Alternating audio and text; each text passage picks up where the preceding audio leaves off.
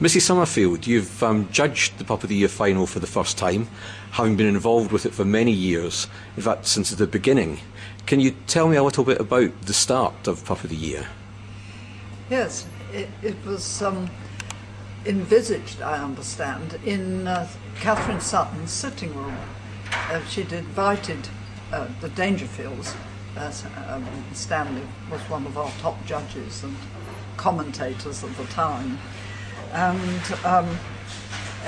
Stanley took up the idea of the competition and talked to the Daily Express about it, because he used to write for the Daily Express, and they thought it was a good idea and went ahead with the competition, and that's how it started.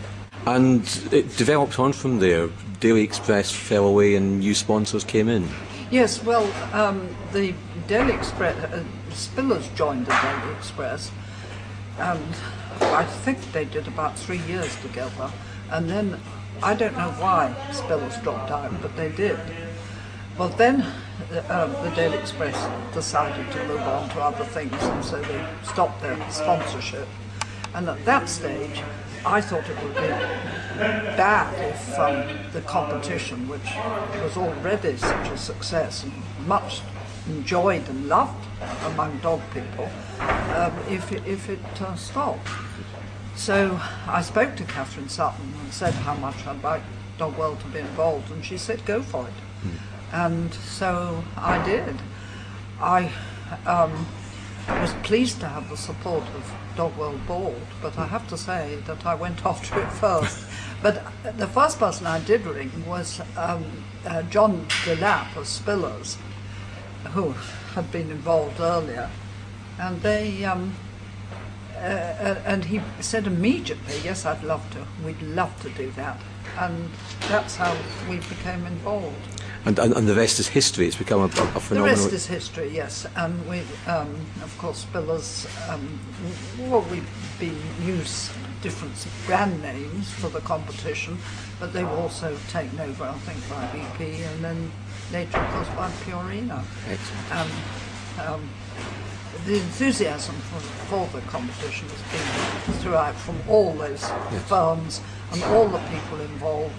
And I'm personally proud to have worked with so many very, very good people. Although it's a few years ago now since I was working on the ground, so to speak. Yes. And your experience of judging, I mean, how did that go? Did you enjoy yourself? It was wonderful. I mean, it's not easy judging puppies, and nobody can pretend that it is, and they do alter. And you know, some of the puppies, judges would have thought perhaps I shouldn't have put that one up, etc. But the majority of them are really lovely. Okay. During the years, we've used several different venues. Early ones were in hotels, etc. And then first time it was held at the zoo, and then it was held at various dog shows, including Driffield and LKA. And but then we moved on to the Porter-Ton Room in London, which was really lovely, but of course full of history. But the parking was alarming, and it wasn't easy for people to get to in the heart of the city of London. Yeah. Then we went to Luton.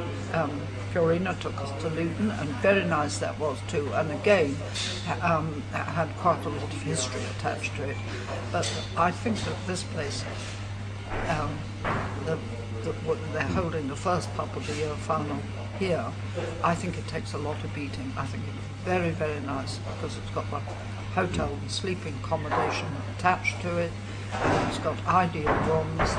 The room for the final was excellent, the lighting's good, the acoustics are good, and there's masses of parking and places for people to exercise their dogs. So well done, Purina, and thank you for finding this lovely place. Thank you for that, and I'm glad you enjoyed the experience. Thank you.